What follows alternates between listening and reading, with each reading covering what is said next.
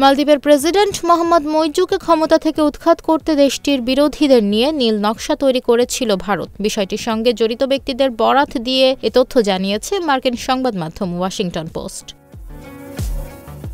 ওয়াশিংটনের প্রতিবেদনে বলা হয়েছে, চীনপন্থী মুইজ্জু মালদ্বীপের প্রেসিডেন্ট নির্বাচিত হওয়ার পর থেকেই ভারতের বলয় থেকে বেরিয়ে চীনের সঙ্গে কূটনীতি সম্পর্ক বাড়ানোয় তৎপর হয়ে ওঠেন। এমনকি মালদ্বীপে থাকা ভারতীয় সেনাদের ফিরিয়ে নিতে ভারত সরকারকে সময়সীমাও বেঁধে দেন তিনি। এছাড়া বেইজিংয়ের সঙ্গে সামরিক সহযোগিতামূলক চুক্তি সইয়ের ব্যাপারে তোড়জোড় শুরু করেন।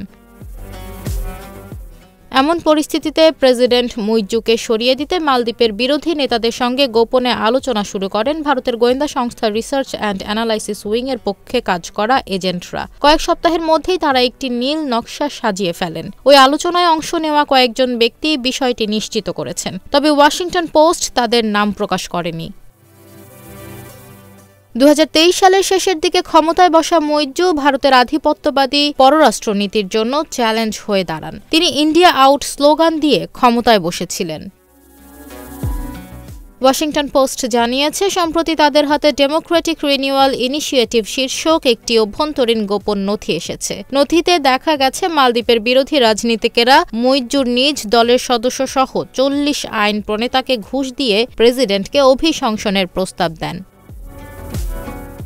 এছাড়া মুইজ্জুর উৎখাত নিশ্চিত করতে 10 জন ঊর্ধ্বতন সামরিক ও পুলিশ কর্মকর্তা এবং 3টি প্রভাবশালী অপরাধী চক্রকে অর্থ দেওয়ার প্রস্তাব দেওয়া হয়। বিভিন্ন পক্ষকে ঘুষ দেওয়ার জন্য রয়ের এজেন্টরা 8 কোটি 70 লাখ মালদ্বীপি রুপিয়া অর্থাৎ প্রায় 60 লাখ মার্কিন ডলার সংগ্রহের পরিকল্পনা করেছিল। মালদ্বীপের 2 জন সরকারি কর্মকর্তার মতে এই অর্থ ভারতের কাছ থেকে সংগ্রহের পরিকল্পনা ছিল।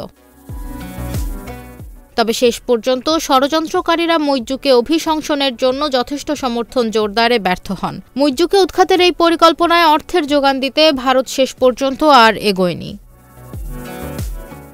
বিশেষজ্ঞরা বলছেন, মুইজ্জুকে অপসারণের ষড়যন্ত্র ব্যর্থ হলেও এই ঘটনা এবং এর পটভূমি ভারতের সঙ্গে চীনের একটি বৃহত্তর ছায়া প্রতিযোগিতার একটি বিরল দৃষ্টান্ত তুলে ধরে। এশিয়ার কৌশলগত এলাকাগুলোতে এবং এর আশপাশের জলসীমায় প্রভাব বিস্তারের যে তীব্র প্রতিযোগিতা বেইজিং ও নয়াদিল্লির মধ্যে চলছে, সেটি এই ঘটনায় আরও স্পষ্ট।